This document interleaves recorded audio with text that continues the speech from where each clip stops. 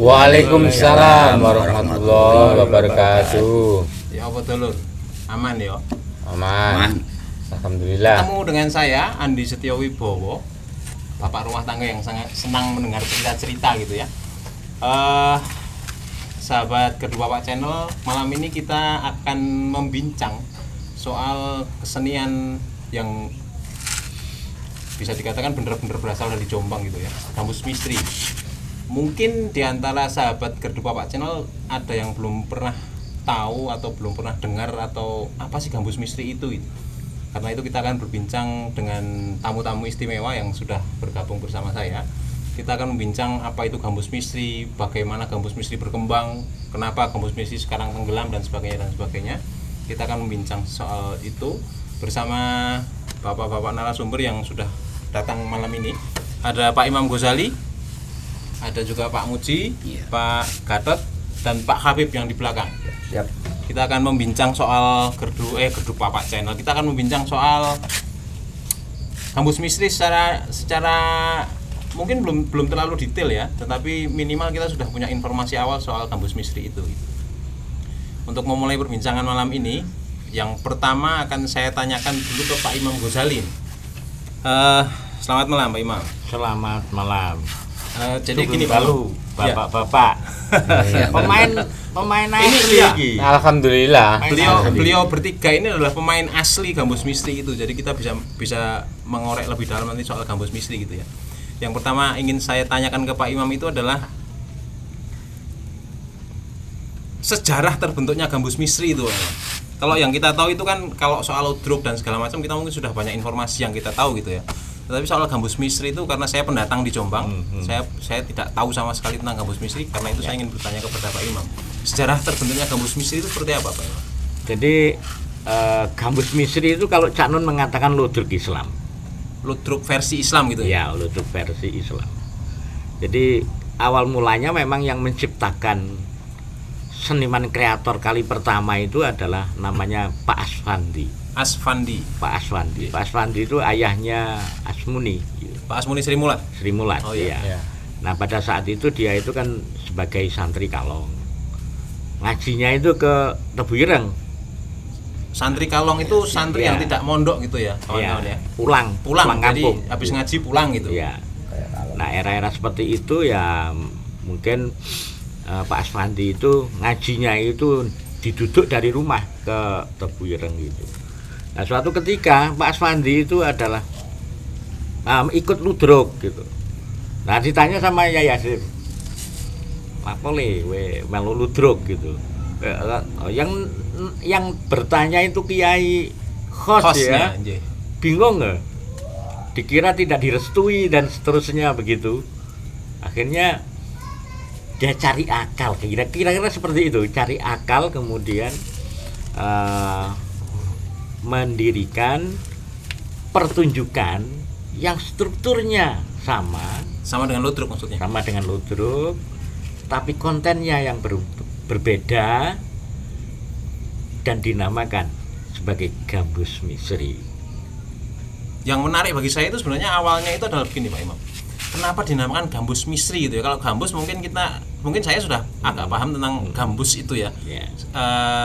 Musik dari Timur Tengah lah gampangannya begitu. Tapi apa kemudian ada nama misteri di belakangnya itu apakah ada hubungannya dengan Mesir atau bagaimana Pak Imam? Nah, Masri ya dulu itu memang ada yang mengatakan misteri itu dikaitkan dengan Mesir gitu. Tapi sejatinya misteri itu dari kata bahasa Hindi namanya Al-Masri itu kalau di Mesir itu digunakan untuk menamai seorang gadis perempuan gitu.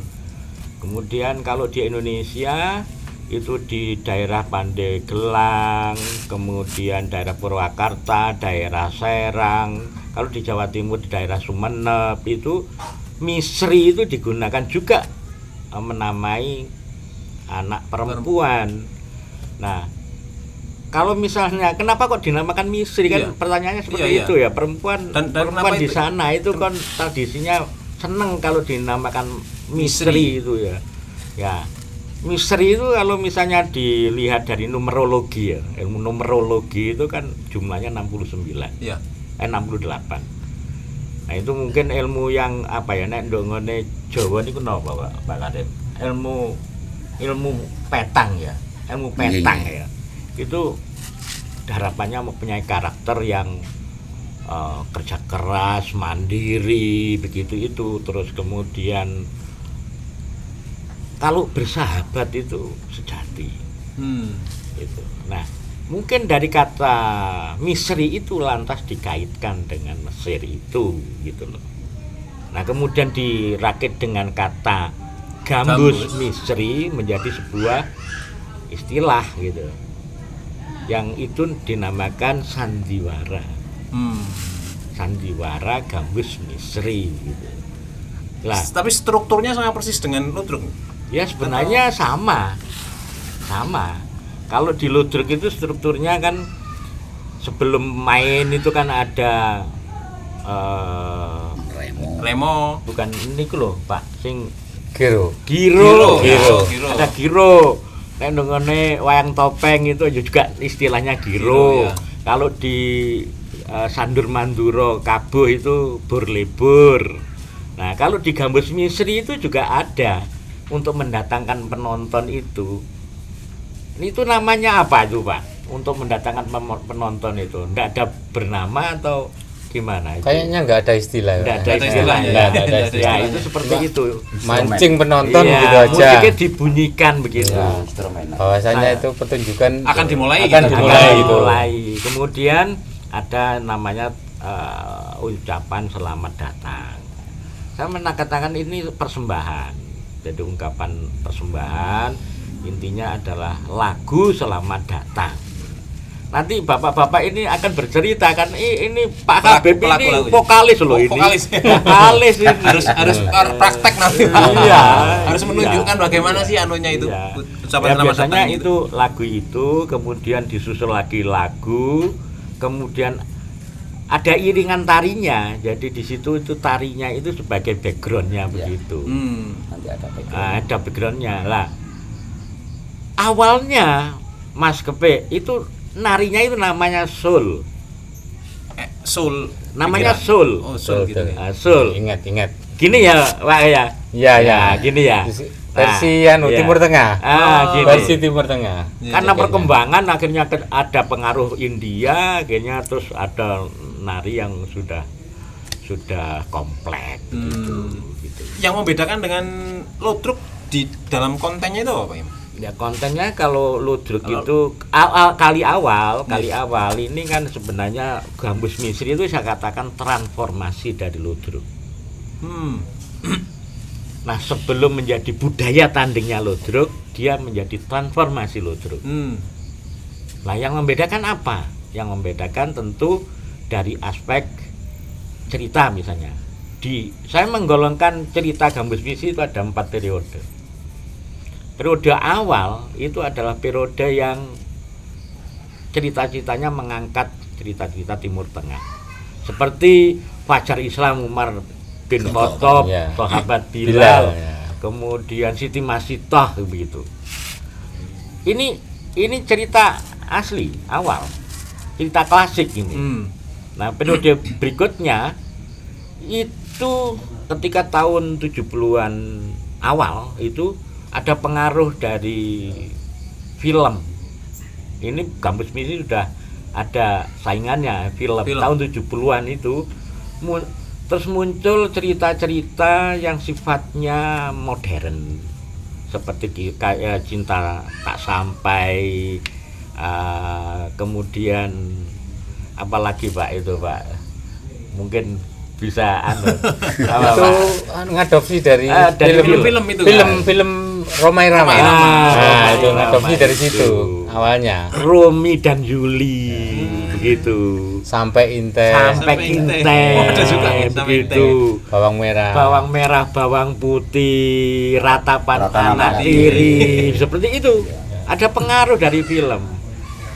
Kemudian periode ketiga ini sudah mulai ketika gambus Misri ini ada persaingan juga kan dengan ludruk. Nah, akhirnya mau nggak mau agar gambus Misri eksis, nuruti penanggap Menuruti konsumen. Menuruti konsumen. Iya. Lah konsumen rata-rata itu kan lebih cerita legenda-legenda. Sogol Sumur Gemuling. Kemudian kalau misalnya Sunan Kalijogo, Raden Said, Branjang Kawat, leres wae kayak Nggih. leres nggih. Sarip Tambah Oso. Sarip juga ada di Termasuk begitu. Joko Kendil. Joko Kendil, legenda-legenda. Pondok. Bawang Bahkan merah. juga Kebo Kicak Karangkedambon.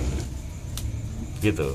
Berarti sama persis di periode ketiga itu Pak dengan Ludruk Pak. Ya sama karena dia itu terbuka dengan adanya pengaruh dari Ludruk itu. Selain itu ya tadi Permintaan untuk mempertahankan permintaan penanggap. ya itu sebagai apa ya bentuk pelayanan dari bapak-bapak yang waktu itu punya gambus misri itu. Terus periode keempatnya? Periode keempat anak muda.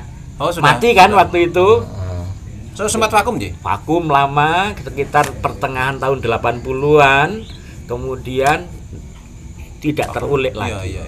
Baru tahun 2010 itu baru ada ikhtiar untuk revitalisasi gambus misri. Yang dipentaskan teman-teman muda itu Betul, Ji. yang di kampus-kampus itu maka muncul cerita-cerita yang sangat modern diciptakan sendiri karena versi anak-anak muda, kreativitas gitu. Teman Gerbu Bapak Channel, jadi Pak Gadot, Pak Muji dan Pak Habib ini adalah asli pemain gambus misri ya, meskipun generasi kedua Pak Ji. Nggih. Generasi kedua. Generasi Generasi kedua. Jadi mungkin saya ke Pak Muji dulu. Pertama kali gambus misri hadir di Plandi itu kapan Pak? Dulunya orang tua saya, Bunga Melati. Oh, Bunga Melati nggih. Iya. Pimpinan Pak Kaji Rantam. Itu pertama kali ada kelompok gambus misri di Plandi. Langsung berkembang atau ya muntuk-muntuk dulu? Ya jalan bertahap lah. Itu orang tua saya yang ikut pemainnya. Iya. Ya orang banyak, orang Pelandi aja yang banyak. Semua pemainnya, krunya orang Pelandi semua. Pelandi. Berarti benar-benar bisa dikatakan itu kelompok yang benar-benar Pelandi gitu nggih? Iya. Orang lama itu. Orang lama aja. Iya. Terus muncul lagi ada Bersemi itu. Ini sahabat Gerbu Bapak Channel ya. Jadi di Plandi itu dulu ada satu kelompok gambus misri yang sangat fenomenal gitulah katakan ya. Namanya Mawar Bersemi yang jangkauan tanggapannya itu bukan hanya di kota Jombang tapi sudah belarah ke banyak kota gitu. Kita akan berbincang soal Mawar Bersemi juga apa tadi Pak yang punya Bunga Melati dan sebagainya dengan Bapak ini. Ketika Mawar Bersemi itu ada di Plandi, apakah kelompok Ludruk juga ada di Plandi Pak ketika itu Pak? Gimana Pak? Pak Gadot barangkali punya cerita soal itu Pak? Kalau mungkin ya ini hanya istilahnya cerita dari turunan. Ya. Istilahnya itu Ludruk itu memang awalnya dari Plandi memang. Menurut cerita-cerita sesepuh pada bapak Pak Muji niki kan pernah cerita sama saya. Oh gini oleh Gerdu Bapak biyen niku menganom sampai punya istilah Gerdu Bapak lemah geneng. Oh, lemah geneng nggih. Nek nang Jombang Nah, ini sampai ada istilah gitu. Mungkin Pak Imam bisa menjawab masih hafal Gerdu Bapak Paringono. Nggih. Embong gleduk Saponano. Lemah geneng munduk lah. Sama ada istilah itu Mas. Mulia ingone. Nah, sampai ada istilah itu. Memang dari Plandi memang. Awal-awal kesenian terus sampai berkembangnya zaman Mas ya. Itu sampai berdiri Bunga Melati ya. Bunga Melati sampai Mawar Bersemi dan itu Mas. Nah, artinya apakah sebenarnya bibitnya Mawar Bersemi itu diawali dari Bunga Melati yang pertama. Iya, Bunga Melati. Bibitnya Bunga Melati itu diawali dari Ludruk itu atau bagaimana? Bukan langsung, itu gambus itu. Oh, di luar Ludruk yang ada di Plandi itu nih. Kan sudah pakai alat musik Mas. Kalau Mawar Bersemi. Mungkin istilahnya perkembangan zaman mungkin. Perkembangan zaman. Kan mungkin lebih maju ya. Iya, iya. Kita udah pakai akordeon, udah pakai anu gitu ya. Iya. Seperti itu. Terus semakin berkembang akhirnya pakai kayak alat sekarang itu. Yes, Alat-alat musik itu Ya, musik oh. modern gitu nih. Cuma yang membedakan dari dulu kan gini. Kalau retro kan multi gamelan. Gamelan, iya. Nah, kalau Mawar Bersemi dan ini Kalau Gambus Misteri Gambus pakai Misteri alat musik modern. murni gitar. Oh. Murni ya, nggak ada Nggak ada gamelannya sama sekali. Nggak ada. Hmm. Murni musik. Itu dari awal Gambus Misteri memang seperti itu, Pak. Iya, jadi Jadi memang malah bukan ngapunten nggih. Saya berpikir tadinya karena ada kata gambus di dalamnya, itu saya pikir alat musiknya juga alat musik macam gambus, rebana dan segala macam oh gitu. iya, jadi gambus itu kenapa kok ada gambus Misteri? Gambus itu kan kali awal masuk ke Nusantara abad ke-5 sampai abad ke-7 sampai abad ke-15. Kemudian masuknya kan lewat Sumatera. Nggih. Dia akulturasi budaya dengan tradisi bermusiknya kaum Melayu. Melayu, akhirnya melahirkan musik Melayu. Sehingga Musik yang Melayu itu ditandai dengan lahirnya musik Melayu Delhi tahun 1940.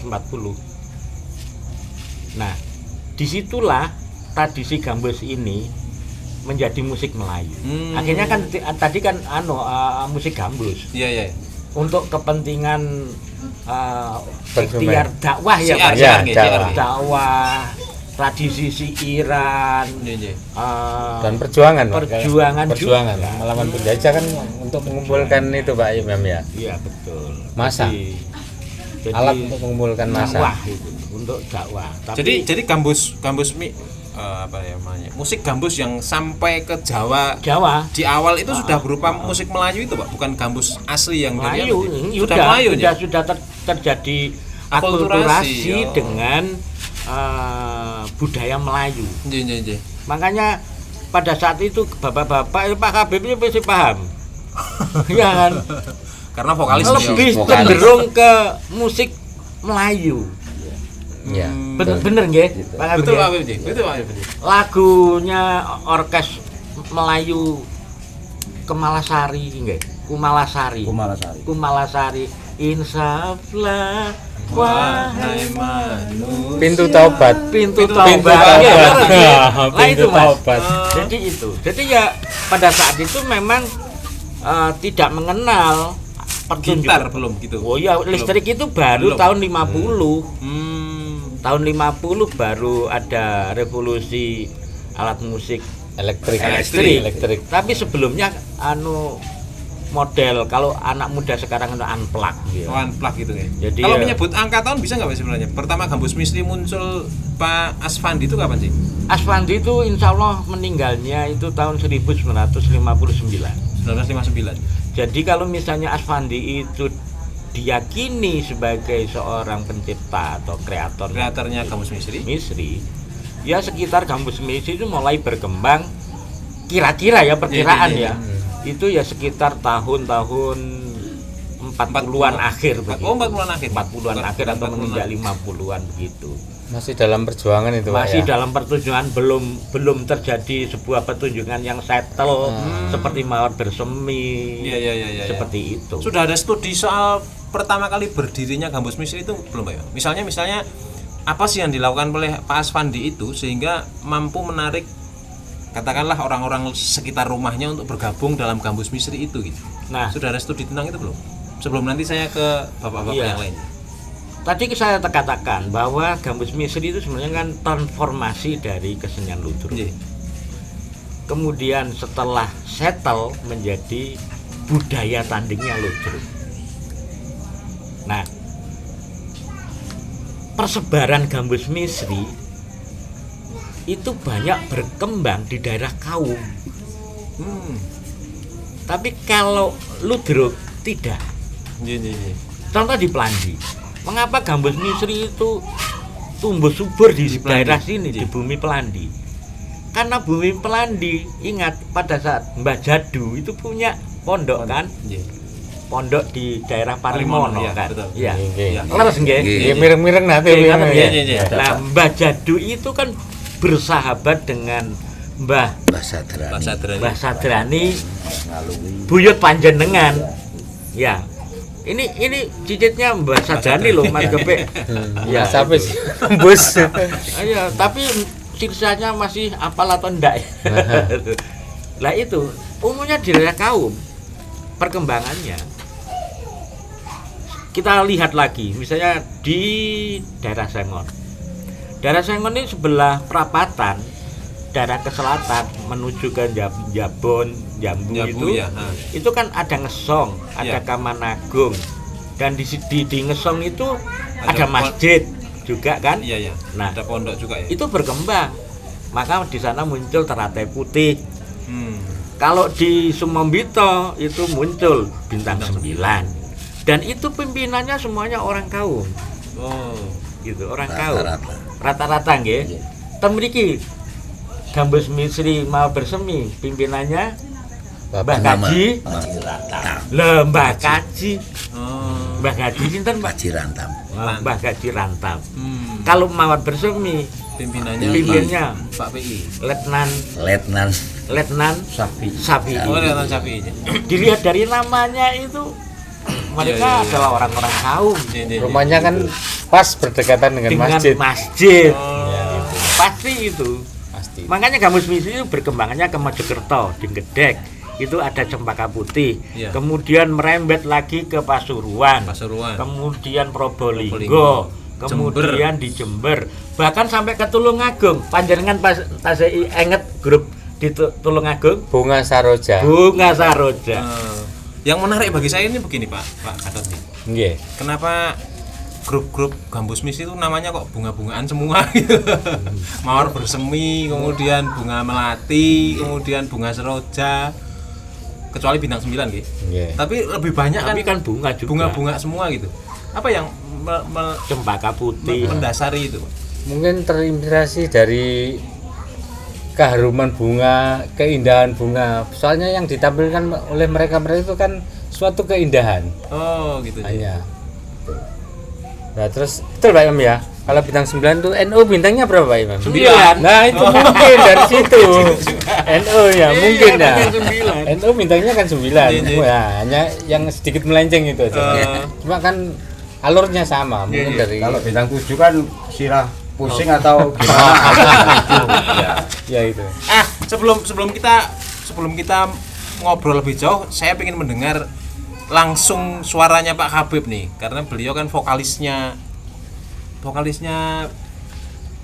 Mawar bersemi. Bersemi. Mawar Bersemi. Ya. Vokalisnya Mawar Bersemi gitu. Jadi mungkin Pak Imam bisa atau Pak Muji bisa menyampaikan dulu apa namanya babak-babak dalam pertunjukan itu seperti apa sih Pak? Urutannya Bang.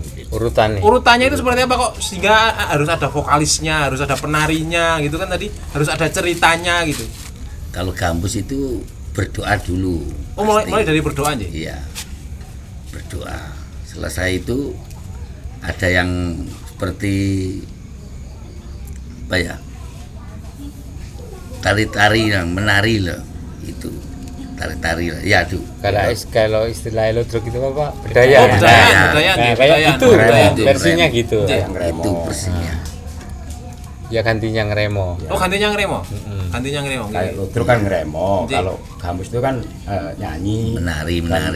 mendatangkan tamu-tamu, makanya dinyanyikan selamat datang para undangan atau para tamu, para sekitar. Harus praktek dulu ini kayaknya. Ini Pak Habib harus praktek dulu nyanyi. Ini loh Pak Habib, sedikit aja sama Sedikit ngomong. saja. Itu awal apa nyanyi selamat datang pokok diti Nyanyinya gesaran. seperti apa sih Pak? Nah. Saya kok penasaran gitu. Masa Ada kan pengen mengerti. nyanyinya gitu.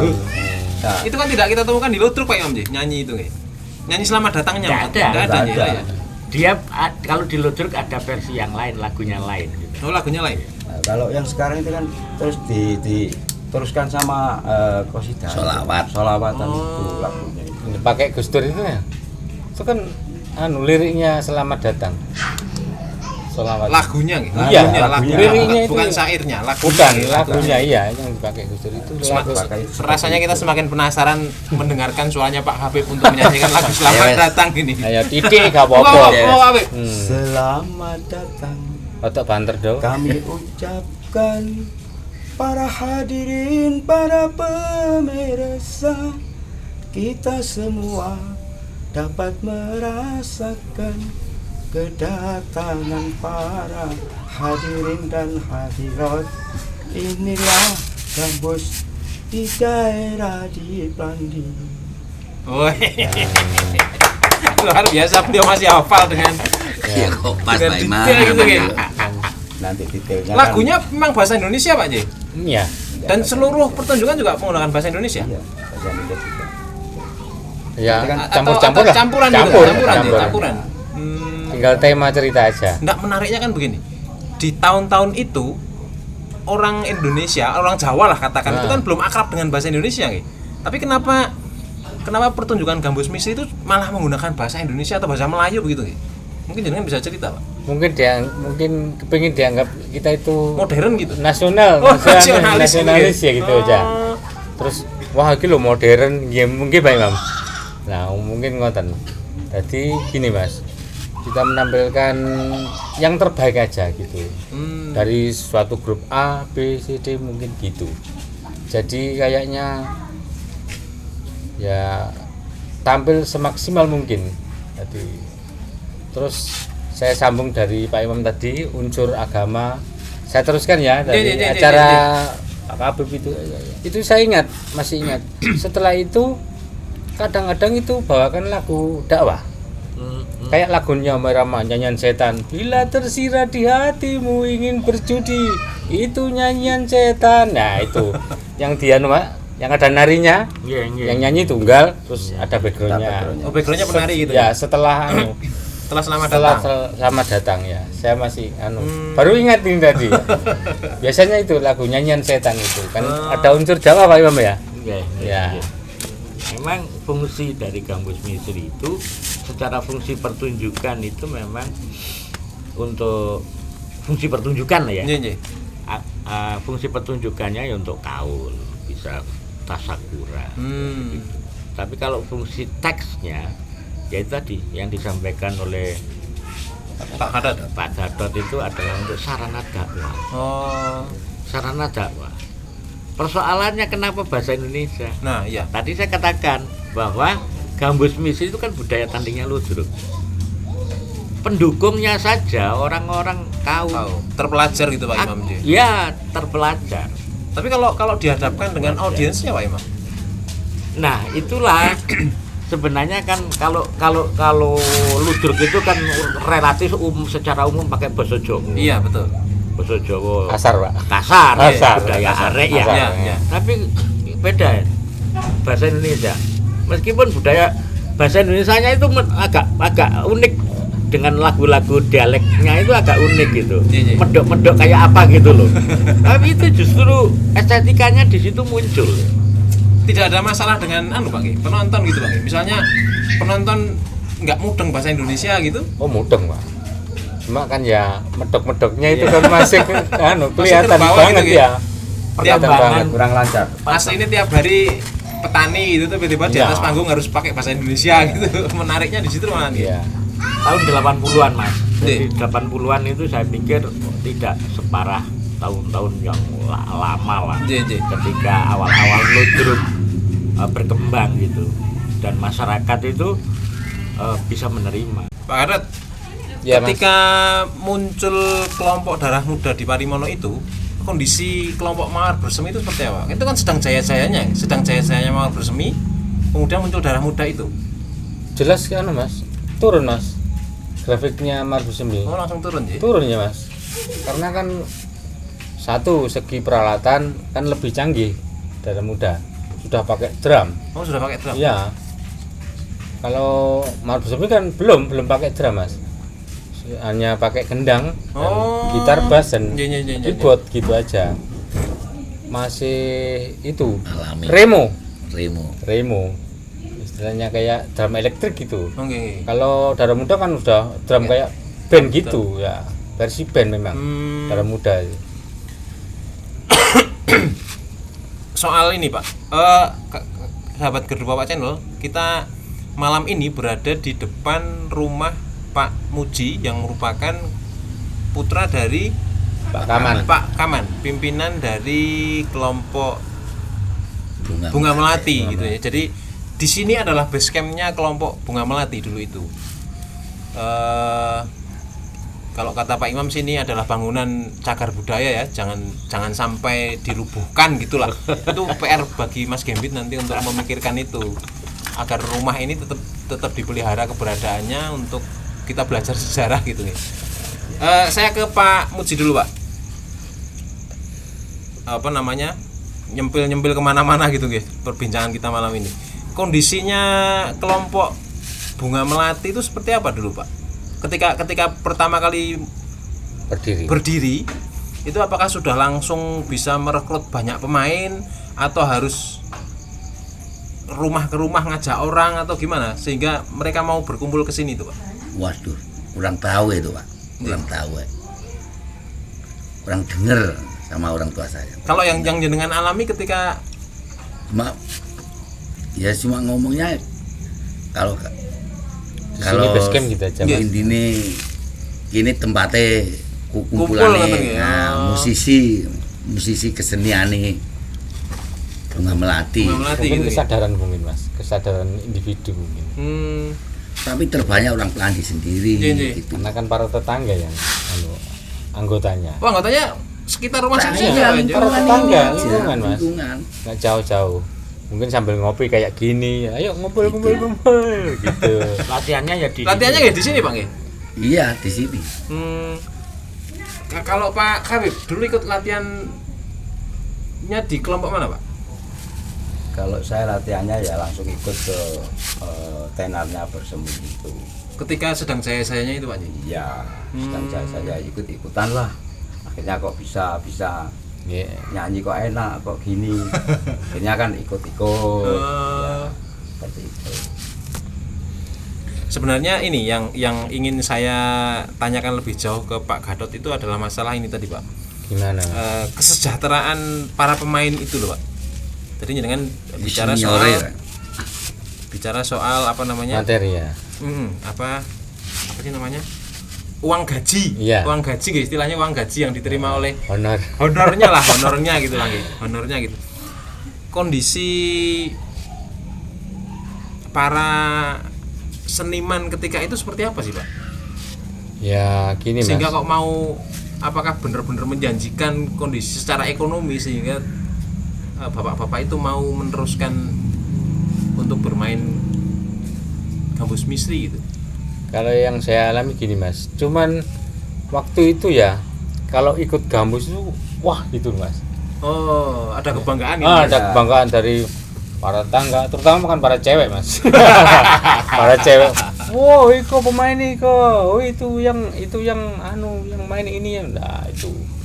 Tapi untuk secara ekonomi sebenarnya tidak terlalu menjanjikan. Tidak, kadang masalahnya kan para pemain itu ada yang kerja di rumah.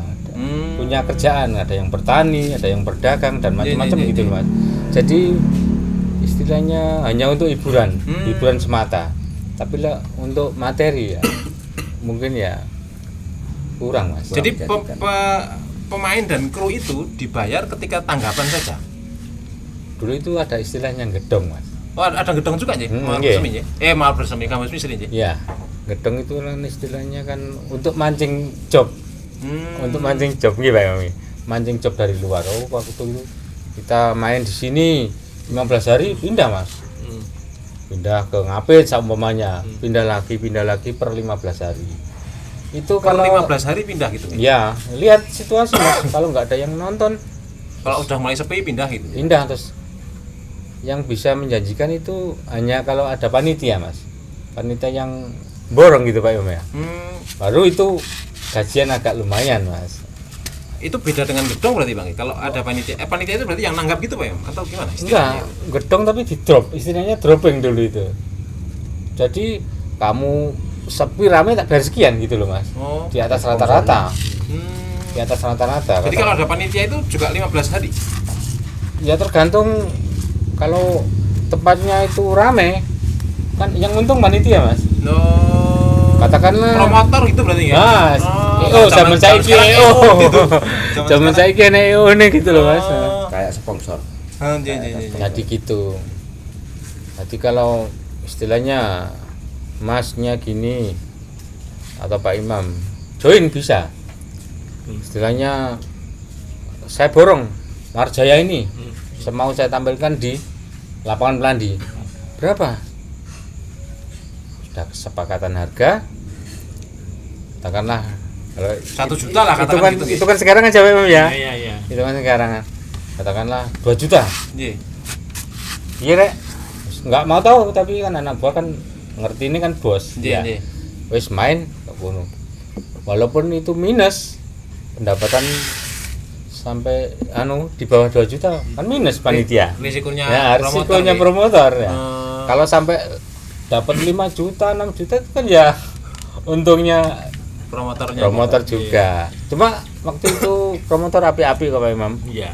Kadang itu Mas, rame kok, tak tambahin diperseni lagi gitu loh Mas. Ya, dari hati ke hati gitu Kok aja. ada tadi Mawar Jaya itu? Mawar Jaya ada juga Pak? Ada, ini yang era baru Mas. Nah, Era baru itu berarti tahun tahun 2001 Mas. Oh masih ada 2001 masih ada. Ya, berdirinya Marjaya ini. Marjaya ini. Oh sekarang ini Mawar Jaya nih? Marjaya sekarang ini cuma orkes. Ya. Nah, dulu gini cerita Mas ya. Ini ngomongnya rada diserempeng ya Pak Imam ya. Enggak apa-apa. Podcasting- Campur-campur bahasa Iya, Jawa iya, juga iya. enggak apa-apa. Gini, dulu itu saya itu di jago-jago sama Pak PI, Pak Imam. Le, Pelandi kecene sing terusno, kon belajar gitu. Belajar untuk memimpin kelompok. Enggak, belajar bermusik. bermain. Oh. Saya pernah ngebas, Mas. Saya dulu ikut, tapi ya biyen kereng Mas. Salah mesti dipisui didoni Mas. Biyen musik biyen kereng-kereng mana dadine apik-apik Mas. Sipune kenceng Mas ya. Terus akhirnya saya melanglang buana Mas. Sudah bisa pon sana sampai Surabaya, sampai saya pernah hidup di Ambarawa juga pernah ya. Jawa Tengah sana Mas. Iya. Main gambus misi juga. Enggak, udah Oh, orkes, play. Oh, udah. orkes. Demi untuk amanah dari Pak Papi Pi. itu.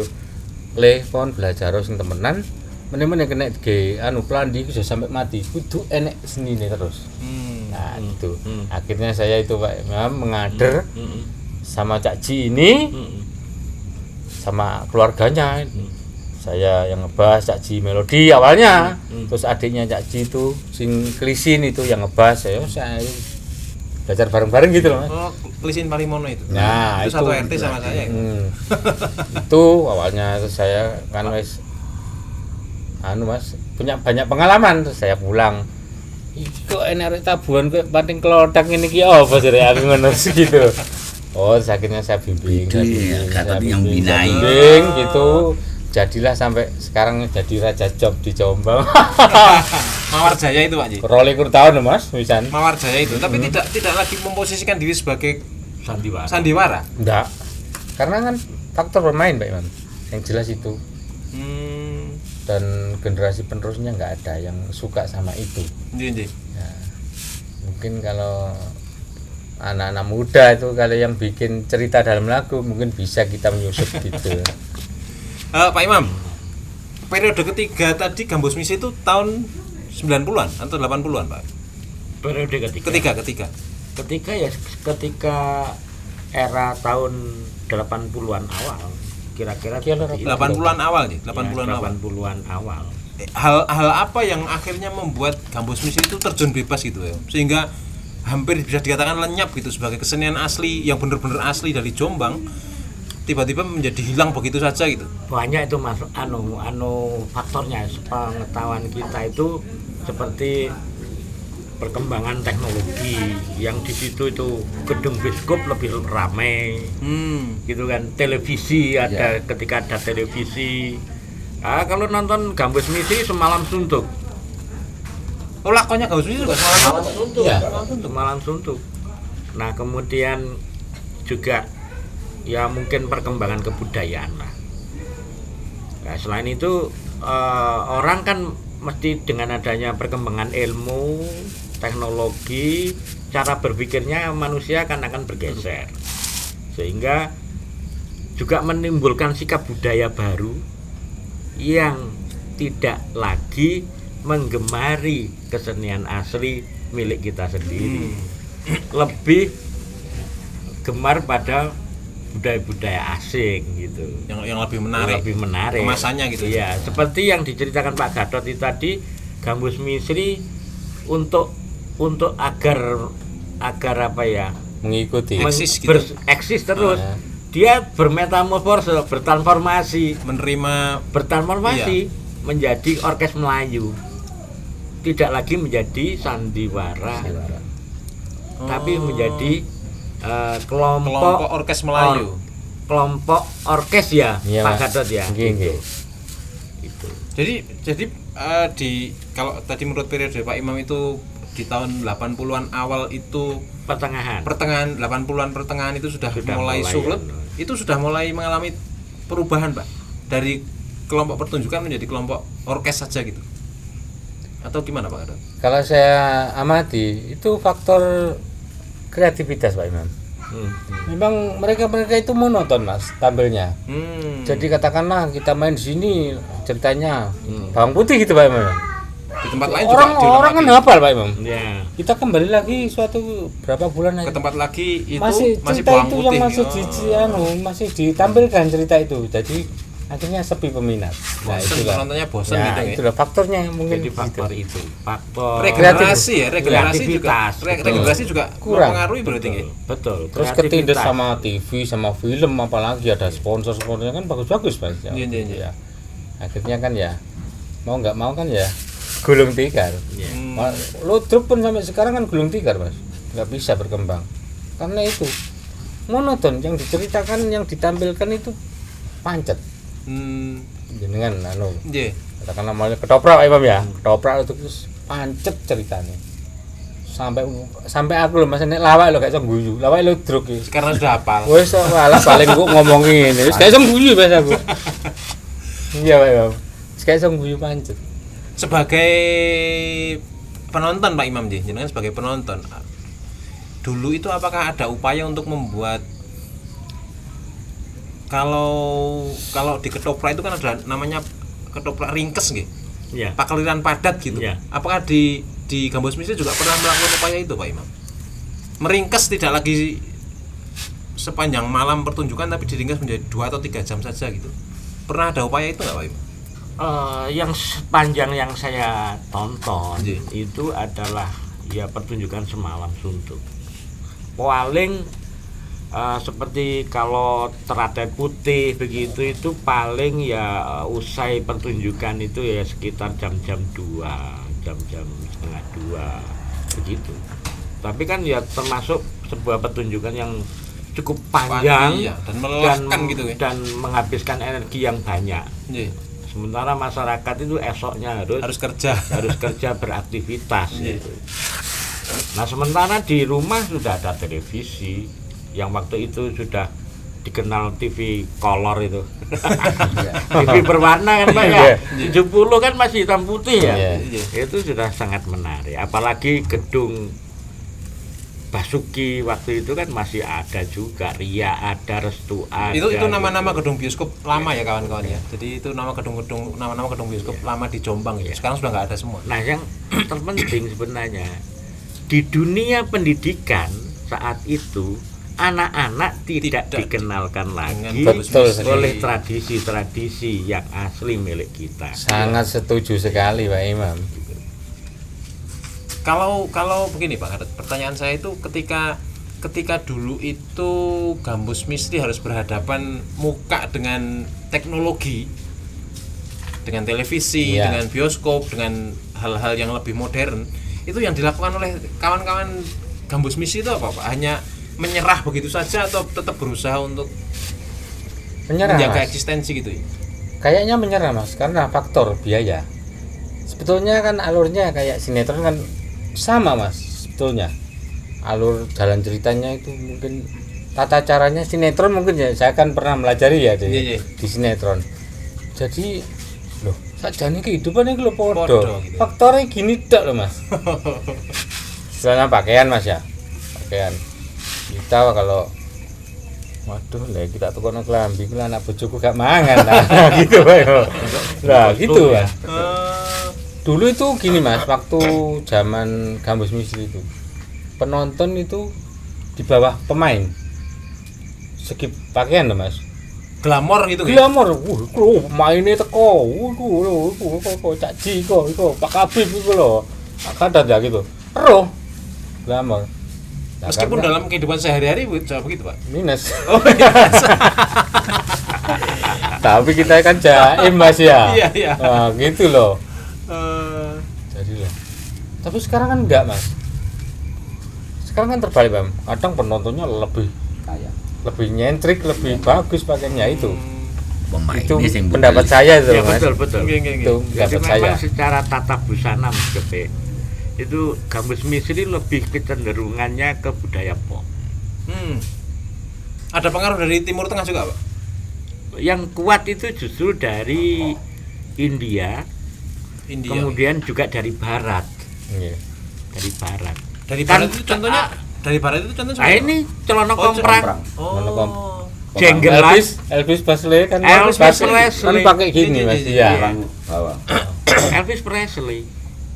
Jadi Itu mulai Gambus Misri yang pertama atau pada ya ketika akhir-akhir? ketika setelah 80-an berarti 70-an 70 akhir itu. itu ya.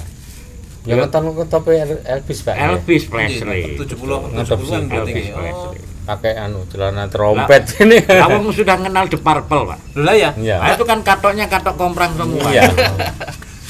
Yang jadi bahan pertanyaan sangat mendasar bagi saya itu adalah begini, Pak Gatot, mungkin Pak Muji juga, Pak Habib, Pak Imam juga nih. Dengan sifat Gambus Misri yang sangat terbuka kepada infiltrasi budaya asing itu, kenapa itu tidak dipakai sebagai upaya untuk mempertahankan eksistensi gitu? Misalnya ceritanya tidak melulu seperti yang dengan cerita tadi. Iya. Kenapa tidak menyerap cerita-cerita baru yang bisa dipentaskan sehingga penontonnya tidak bosan? Atau cerita Gambus Misri itu dari awal berdiri sampai menjelang buyar itu tetap ceritanya itu Iya. selesai? Ya faktor Mas dan SDM orangnya. Itu faktor. Kalau yang saya amati loh Pak Imam, Iya, nggih. betul, Nun betul, sewu nggih. betul. SDM-nya orangnya. Betul. Faktor terus biaya. Semau kita mau berkreatif. Kadang koncone ngentahe wah ngene payu kok lah apa kok nah itu. Ngene kok ditanggap wong lah itu. Kan enggak boleh gitu Pak. Iya. Sebetulnya. Pertanyaan berikutnya adalah pimpinan kelompok itu yang menjadi penentu bagi jalannya cerita dan segala macam Pak? Sutradaranya gitu? Pimpinan kelompok itu? Atau ada sutradara Ada sendiri? sutradara tersendiri. Jadi kalau di ketoprak itu istilahnya bos Pak? Atau apa? Juragan. Juragan. Jadi beda dengan itu nggih Pak? Konsepnya beda dengan itu sama, Gambus Misri jadi hampir semua teater-teater timur seperti Ludruk, Ketoprak itu adalah sistemnya itu juragan. Juragan itulah yang menentukan pemainnya, menentukan apa yang akan ditampilkan begitu. Apa yang ditampilkan. Tapi juga penonton kan penanggap kan yang berpesan ya, Iya. Pak ya. Iya. Oh, ini penanggapnya mintanya adalah cerita X gitu. Lah nanti yang ngatur lakunya itu ya juragan itu. Tapi juragan tidak sama dengan sutradara atau sama orang yang sama Pak? Nggak Atau sama. sutradaranya sendiri? Ya enggak sama Mas. Ada sutradaranya Iya. sendiri. Jadi gini Mas, juragan kan urusan materi, Pak Materi, Imam. Ya. iya. Kalau urusan cerita kan sutradara Mas. Iya. Nah itu kan ditulis di papan gitu. Jadi kayak kata istilah biyen gedrip Pak Imam. Apa itu? Gedrip. Apa itu gedrip? Gedrip itu kayak Jalan ceritanya langkah gitu. alur cerita. Alur cerita. Dulu itu kalau Oh. istilah kan gedrip pertama kok sapa semetu. Jadi kayak Pak Imam keluar pertama. Aku ini deg. Oh ya, udah standby di anu. Belakang Pinggir panggung gitu, panggungnya ya? udah standby di atas. Berarti sudah kenal sutradara ya? Sudah ada Pak Mantri itu dari dulu. Gambus Misri sudah kenal. Sudah keluar Ada. juga. Makanya pertanyaan saya tadi kan itu Pak. Juragan itu merangkap sutradara atau terpisah gitu? Enggak. Ternyata terpisah. Ada Tapi sutradara. tidak ada perangkapan juragan merangkap sutradara. Oh enggak. Oh, enggak ada. Terkecuali yang saya tahu kalau juragan ngerangkap sutradara itu Ludruk Barbudi itu, Pak Bowo. Itu ya juga bisa nyutradara itu. dia jeragan juga bisa. Tapi lodrok itu Ji. Ya, Kalau lodrok. gambus misteri nggak ada Cuma sama kan- sekali Pak Ji. Enggak, kan versinya sama Pak Imam ya. Kan cuma lain versi, ini lodrok, ini gambus gitu aja. Mungkin itu faktornya karena pendukungnya itu lebih beruntung dari aspek pendidikannya Mas Kope. Maksudnya gimana Pak? Jadi kalau misalnya di lutut itu kan umumnya kan sistem juragan semua. Iya. Baru-baru ini saja seperti Budi Wijaya, Sari Murni itu kan sudah muncul istilah sutradara. Betul. Karena faktor tuntutan dan faktor mungkin yang pemiliknya itu sudah menyadari ternyata masih butuh sutradara untuk pertunjukannya itu supaya tidak bosenni dan seterusnya begitu. Nah ternyata Gambus Misteri itu sudah mengenal sutradara. Sudah mengenal sutradara. Itu dulu sutradaranya namanya Artinya Lebih luar modern biasa loh. sebenarnya. Iya, Itu modern. sudah sangat visioner gitu nih sebenarnya. Makanya tadi saya katakan bahwa Gambus Misteri itu kecenderungannya budaya-budaya pop itu bisa sangat masuk. sangat terbuka Iya, gitu sangat sebenarnya. demokratis Iya. gitu. Sangat demokratis, Iya. tapi kan pertanyaan saya tadi juga dengan kondisi yang sangat terbuka, sangat demokratis, sangat memungkinkan untuk masuknya budaya-budaya baru itu kenapa nggak bisa eksis ya? itu tadi Mas. Nah ya makanya Kembalikan aneh lagi gitu, ke tanya-tanya aneh. Heeh. Ya mungkin itulah apa itu tuntutan penonton itu sudah umpamanya nonton Gambus Misteri udah keren lah. Nah, betul. Coba kita runut sebentar aja, kita runut sebentar. Sejak mulai ada Gambus Misteri itu kan ceritanya cerita tentang Islam lah, katakan begitu nggih. Pertama kali Gambus Misteri berdiri nggih. Iya. Mungkin Pak Gatot atau Pak Uji bisa bercerita nggih. Kemudian setelah apa namanya? Cerita-cerita Islami itu kan mengalami perkembangan cerita ini. Kalau cerita-cerita Islami itu contohnya apa, Pak? Singa Padang Pasir. Singa Padang Pasir, Ya, bin Khattab Umar bin Khattab itu Khattab. ya, terus Sahabat Bilal. Sahabat Bilal. Terus apa lagi Pak Imam? Ya Fajar Islam. Ya, Fajar Islam gitu. Kayak gitulah, nuansa Timur Tengah gitu. Masih banyak. Heeh. Kebanyakan berbicara tentang Dan menyampaikan juga cerita 1001 malam oh dari 1001 malam ya. diambilkan dari situ. Pada tahap berikutnya setelah cerita-cerita Islami itu Kan ada saingan Lodrok. Kita ngadopsi dari Lodrok, cerita-cerita Lodrok dibawa ke Gambus gitu loh Mas. Iya. Pengaruh. termasuk Sarip, termasuk Nah, segala itu kan macam itu cerita ya. Lodrok itu. Tetapi dengan format pertunjukan yang tetap sebagai Tetap. Gambus. Iya. Iya. Meskipun ceritanya mengambil dari Nah. Lodrok nih. Dirubah Pak Imam ya. Dirubah apa nih, Pak? Dirubah cara penampilan mungkin. Iya, Cara penampilan, strukturnya cara itu. kostum. Kostumnya. Kostum itu dirubah seperti itu. Cuma alur ceritanya sama. Kadang ada yang dipangkas gitu, kadang ada yang ditambah gitu loh Mas. Iya. Ya. Kalau periode berikutnya, saya tadi dengar ada cerita-cerita yang nuansanya lebih romantis gitu. Itu periode kedua. Masuk periode kedua. Setelah kan gedung biskop itu loh Mulai muncul itu kan terus kemudian ono pengaruh cerita-cerita yang beraliran romantisme. Romi dan Juli itu. Nah, nonton itu saya dulu filmnya, tapi nungguin Gambus Misteri itu dipakai kasih yang tak sampai. Seperti itu. Itu judulnya itu memang. Iya. Pak? Oh. Jadi memang agak modern memang Iya, itu. iya. Lesetno. Romi dan Juli itu kan sebenarnya adopsi dari Romeo dan Romeo dan Juliet. Juliet. Itu kok filmnya kan Iya. juga ada Romi dan Juli, Pak. Ya ada juga, ada. Gitu. Mengambil mentah-mentah dari film untuk dimunculkan di panggung atau ada adaptasi, Pak Gatot? Diolah Ceritanya itu atau diolah lagi atau Diolah Mas. diolah aja? Diolah. Ya mungkin kan segi tata dekorasi kan Ya. kita nggak bisa, Seperti nyamai film film nggak kayak bisa. Jadi ya dipangkas, punya istilahnya dirangkum gitu aja Mas. Nah, yang penting kayak di film kayak pertama itu yang ingat saya gini Pak Imam, Mas. Itu tahun 75 itu munculnya Roma Irama film Penasaran. Itu mulai gencar-gencaran kita Pengaruh dari langsung film. adopsi Dari film itu. di film Basuki itu keluar sini ngeluarkan ya kita nyari yang pemain kayak Roma gitu yang nggak ada akhirnya dikasih Mixan itu ya Pak Ji ya. Ya Pak Miksan. Pak Mixan Effendi. Iya, Pak Mixan. Almarhum Iya, Sakno. betul. Nggih. Tetapi sambutan penonton juga sama antusiasnya dengan di bioskop enggak Pak ketika itu? Meskipun maksudnya dengan cerita yang sama, antusiasme penonton untuk mendatangi bioskop dan mendatangi tempat pertunjukan itu sama enggak Pak? Kayaknya Mas, ya sama. Karena kelebihannya itu di lagu duet Pak Imam. Di Lagu duet. Dulu kalau duet kan kalau di film kan sini situ jaraknya. Kalau di kampus itu enggak.